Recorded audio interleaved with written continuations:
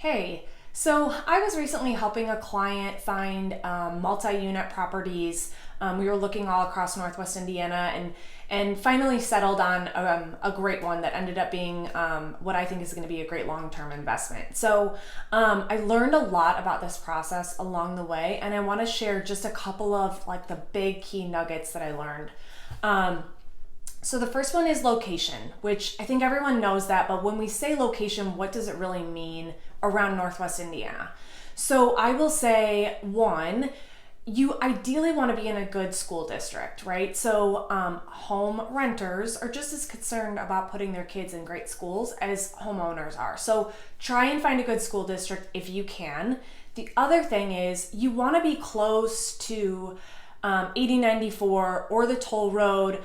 We have a ton of commuters in Northwest Indiana, either to Chicago or to the airport or to South Bend. I have quite a few people in my neighborhood, including my husband that works in South Bend. So think about that as you're looking for location, is being close to some major highways. The second thing I'll say, which is the biggest one, is to consider Section 8. So Section 8 can be this awesome benefit to you as a landlord, and here's why. So what that essentially means is, first, your property would be zoned for Section 8, and then the tenant would also be qualified for the program as well. So it's a twofold thing, the property and the person. So what happens is the government subsidizes a portion of their rent, and so the first of every month, automatically, a portion of that rent hits your bank account. So you don't have to chase anyone down for rent or worry that people aren't going to pay. Because the other thing is, in order to qualify for the program, they have to pay their rent and they have to pay it on time, or they'll lose their Section 8 qualification. So it's awesome. You'll get paid. You know you're going to get paid, and you know you're going to get paid on time.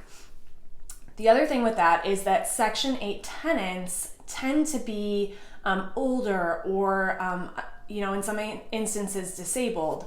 And so they don't want to have to move. And we all know that one of your biggest expenses in being a landlord would be having a vacant unit.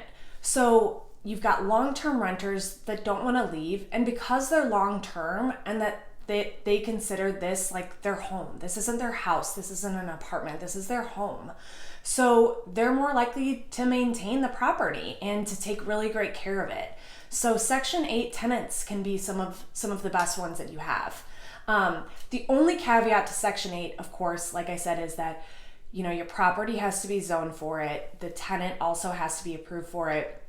And it can be hard to raise rents over time. There's a limit on how much you can charge for a Section 8 housing or unit. So just something to keep in mind. And then just the last thing that I'll say is that, remember, it's a marathon and not a sprint.